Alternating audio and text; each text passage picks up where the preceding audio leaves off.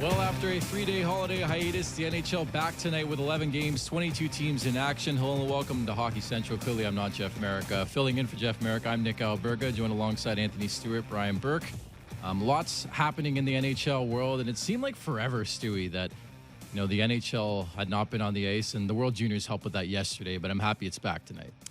Yeah, it's good to be back, and I think all Canadians around this time of year, that Boxing Day tradition is to sort of get around the TV and watch Canada. And it was a great game yesterday, Canada versus USA. Very close game, and good seeing some of the good young prospects stepping up to really put on a show. But it's good to see NHL hockey back tonight, New Jersey versus Toronto Maple Leafs. What's going on, Burke?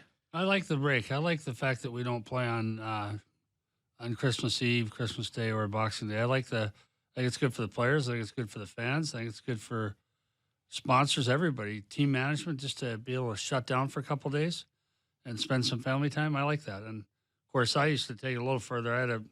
When I was a GM, my Christmas break, the league's Christmas break, a trade freeze is I think from the 19th till Boxing Day. Yeah. 7 days. Mine was more like 3 weeks. I'd start 2 weeks before that. I like that fact, too, because I think often even covering this sport, you don't really humanize the situation. Like, these guys, they go through a lot. I mean, there's stuff at home. I think it's the one thing fans do forget. You get traded around the holiday break could be a terror, no? Yeah, and it didn't let the Europeans plan their travel for their folks and stuff. It was, to me, I first became aware of it. Someone had mentioned it to me that there was a GM in another sport that had a different set of rules for some holiday. And so I called the league. I said, is there anything to prevent me from instituting an earlier trade freeze? And the league said no, but they didn't like it. But they were like, we like uniformity. I said, well, I don't care if you like uniformity or not. So I called in my captain. I think the first year we did it, Marcus Nasm was the captain. And I said, how much extra time do you need for your parents? He said, 2 weeks would be great. So we went from the 19th back to, I think it was the 5th. And we did that every year since, including in Anaheim. So I don't know why no one else does it.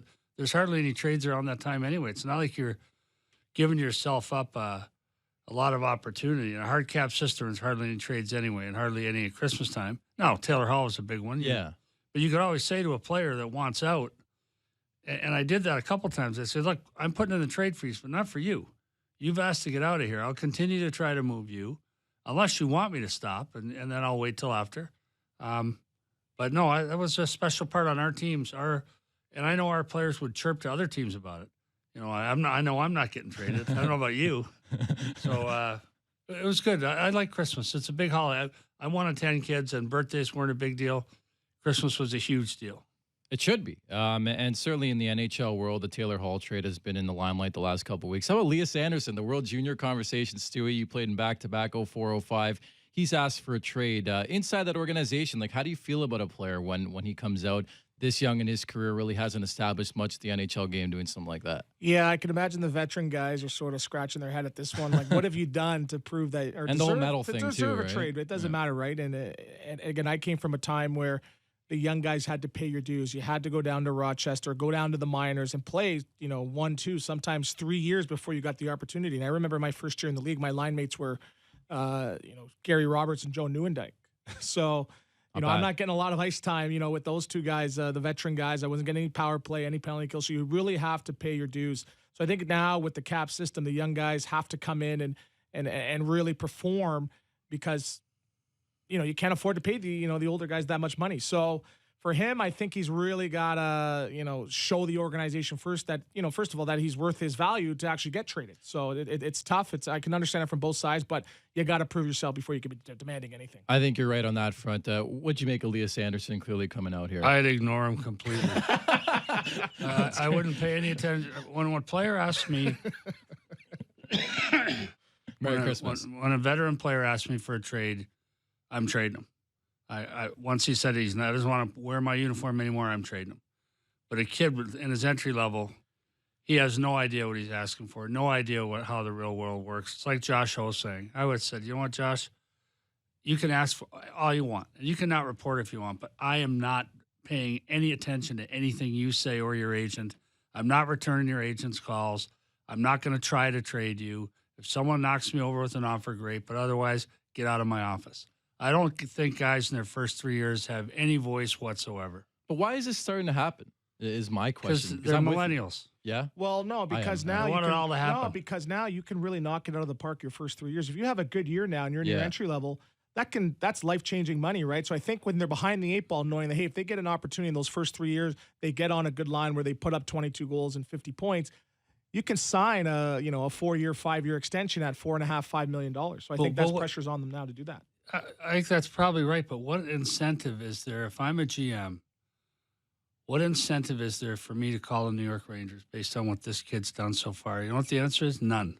What are you getting for him, though, right? If you're Jeff A Gordon. bag of pucks. Exactly. So tell the kid to shut up and keep playing. I've done this before with entry-level players who are frustrated and say, I want out. And I'm like, I'm not trading you anywhere. Shut up, go back and sit in your stall and play. It's not us. What incentive do I have to screw you? I drafted you. We all want the same thing to happen. Once you sign a kid, you're all on the same page. The agent's on the same page. The coach is on the same page. The GM's on the same page.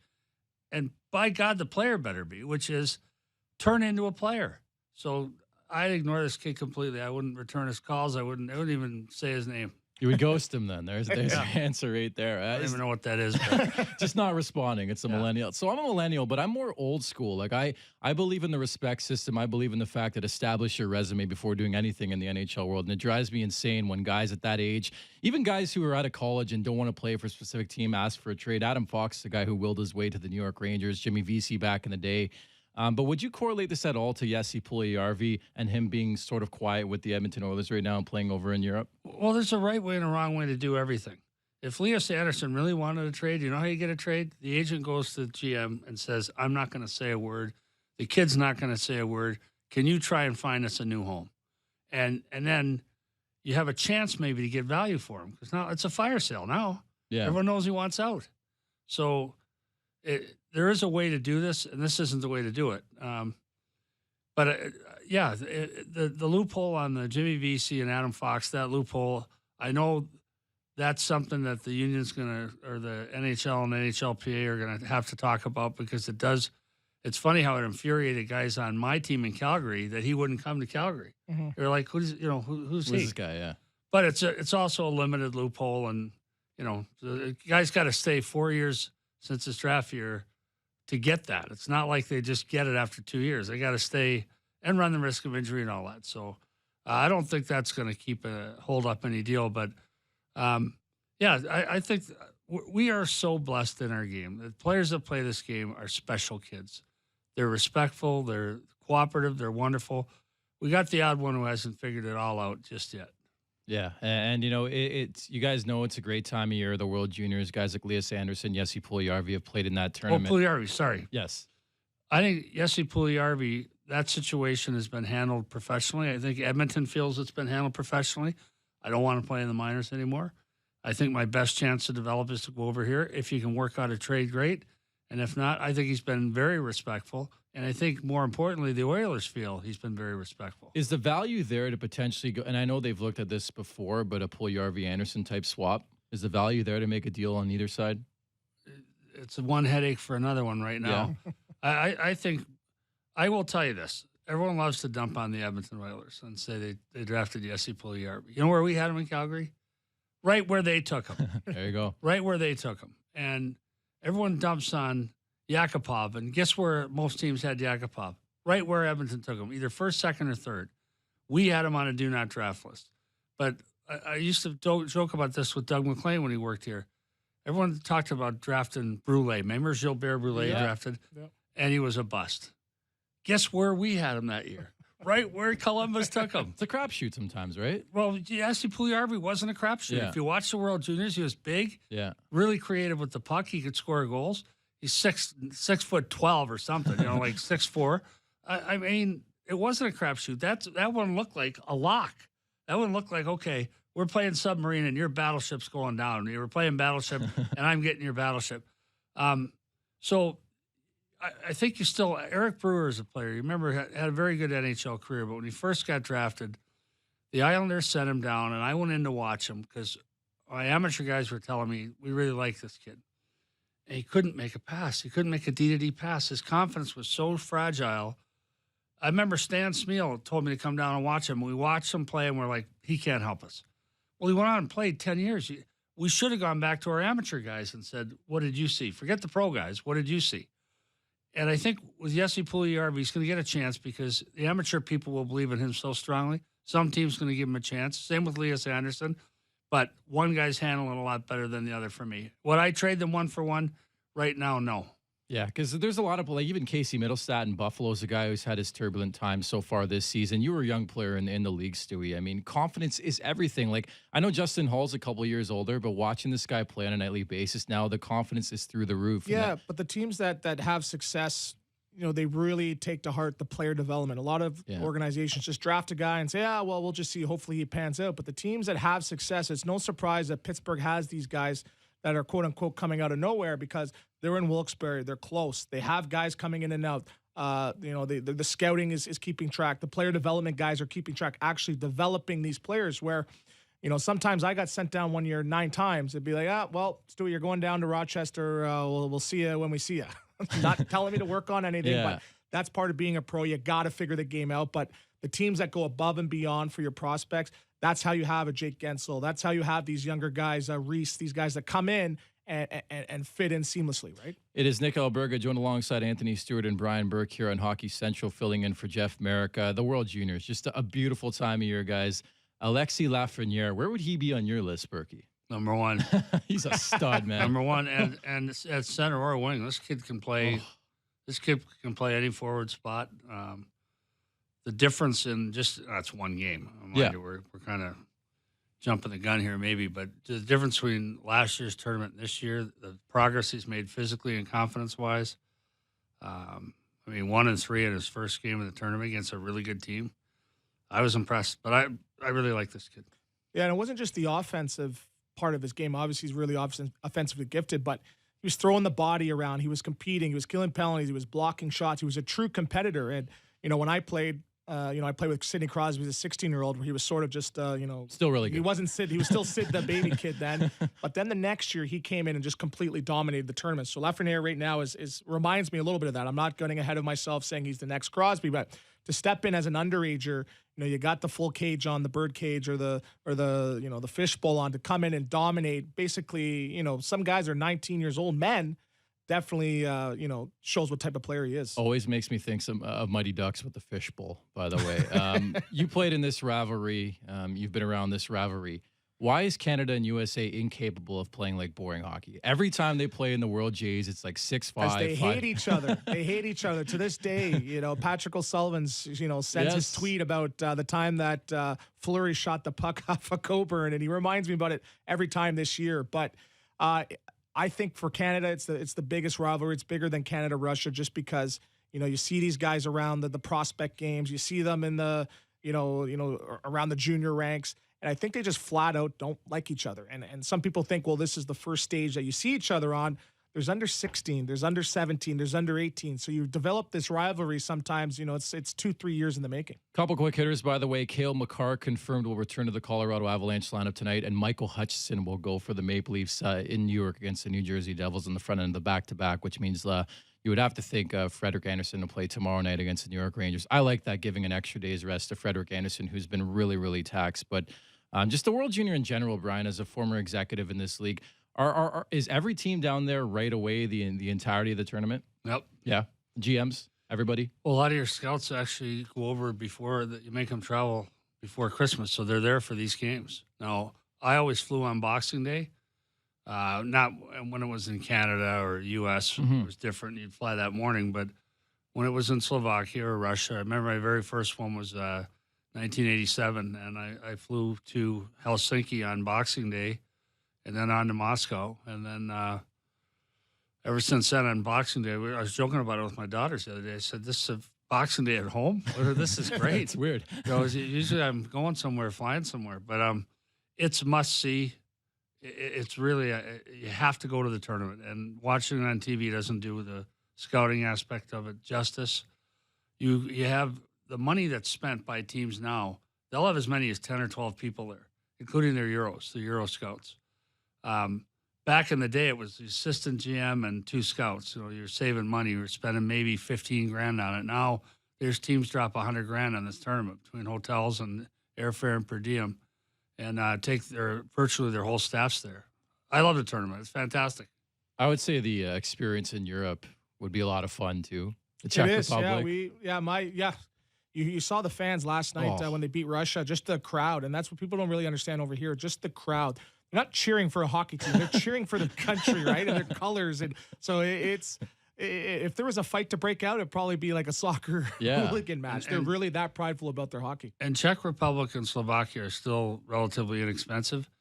When the tournament's in Sweden or Finland, the meal money isn't enough for the guys. So breakfast is included. So everyone goes down and eats a huge breakfast, doesn't eat lunch, and then uses their meal money to have dinner. I remember Slovakia, the beer or the vodka was cheaper than water. Yeah. I've been to all those parts. Like even Scandinavia is insanely priced. If you were to go up there, Sweden especially, and Norway and all those countries. I was in Switzerland.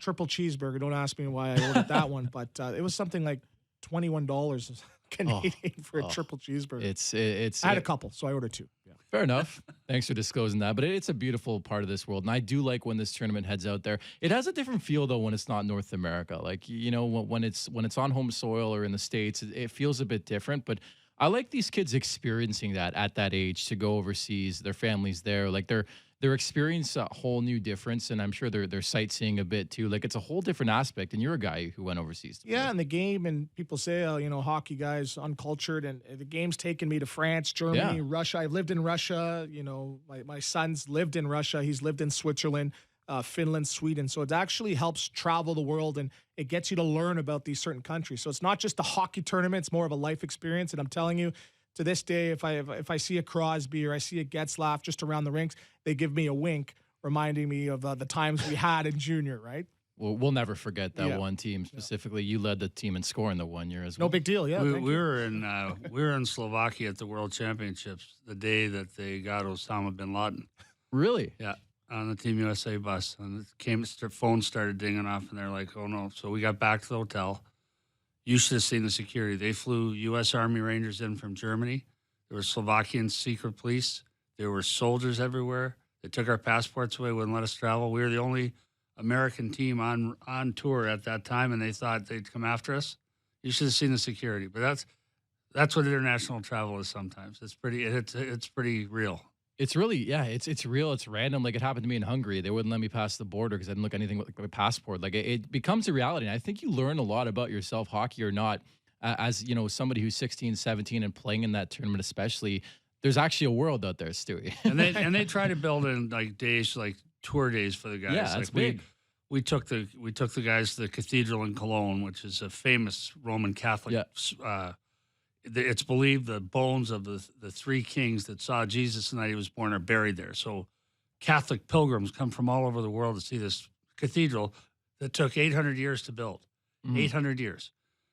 We took them to that. We took them to the what's the word I want? The chapel, the cathedral outside of Amiens near Paris when we play there. Yeah. So we try and build stuff in for the guys, but then it's all about winning too. So it's mainly practice meals. Okay, 1 day off. Here we're going to go sightseeing, then it's mandatory. Casual dress, but then it's back to next day meal, practice, game. You don't gotta worry about anybody either, right? In this day and age, you know, with the ages there for laws and stuff, like 16, 17, they're just dialed into the tournament, right? Like no, what do you mean? There's social media now. It's almost worse now with social media. You think? There's Fortnite, and I think now they're taking their phones away. When we played, there was no cell phones back then. But I'm saying like we nightlife, had you were allowed 20 minutes a day computer to go Skype your parents or whatever it was, but there was no cell phone. So there's bigger distractions in these short-term tournaments. It's all about coming together as a team. You know, when we played, there was a lot of card games, a lot of team bonding because you need to come together as a group in these short-term tournaments to win. I'm saying like the nightlife. Well, when you win, no comment. No comment. When you win. I've heard the World Championship could be a good time. It's like a 7-week tournament, but it's one of those tournaments that always gets me going every time of year. And now it's in the Czech Republic this year, but the Canadians seem well bred to win this tourney. The Americans. What's it like being on the ice for a crowd? How much impact does that have? Because the Czechs come out with the massive upset in the first game. When you have the crowd on your side, and again, I've played in a lot of NHL arenas when, you know, we played in North Dakota the 1 year we won it, and there's a lot of fans from Manitoba coming over, a lot of family and friends. It gives you a different different energy level, different adrenaline. When you come out, your first couple shifts, you're just running, trying to kill guys through the glass. And I remember, we had Sutter, coaching us the one year, and he's like, we played the rush. He's like, someone better get that Ovechkin. Sure enough, Ovechkin's knocked out of the game, like second shift. So just that adrenaline, the fans cheering, they may have had a cocktail beverage or two. Just that excitement gets you going, and just playing for your flag, it's definitely high octane. It gets you going. Well, it's not an accident that when they hold it in the U.S., they hold it within 30 miles of in Grand Forks, like 60 miles away. That's a Canadian audience. They have in Buffalo. Yes, the U.S. is the host country, but that's a Canadian audience. You have in Grand Forks, Canadian audience. So, and when they've gone farther than that away, they've had trouble with it. Gotta go? No, we're good. We're good. So you give me talking to the producers. Calling his agent. They had it one year in Massachusetts. One pool in Boston and one pool in Western Massachusetts, and it was a disaster. So when they had it, I was at the one in Winnipeg when Ovechkin got knocked out, and I remember there was bad flooding. Remember driving down there? Yeah. Parts of the freeway, parts of the interstate, was that 35? 29, 35. Parts of the interstate were underwater, and we could barely get through. But anyway, which is weird in the middle of winter. But it's a great tournament. It's fantastic, and it's next year. It's back in Alberta. It is, and we'll talk to Mark Spector of Rogers Sportsnet coming up later on. We'll get his thoughts on this tournament. The Battle of Alberta is back tonight. I want to get your thoughts on that. That's Brian Burke. That's Anthony Stewart. I'm Nick Alberga here on Hockey Central. After the break, we'll talk about the Maple Leafs and the New Jersey Devils. The Leafs back in action, riding hot right now under Sheldon Keefe. You're listening to Hockey Central on Sportsnet 590 The Fan, simulcasted on Sportsnet 360 and the NHL Network.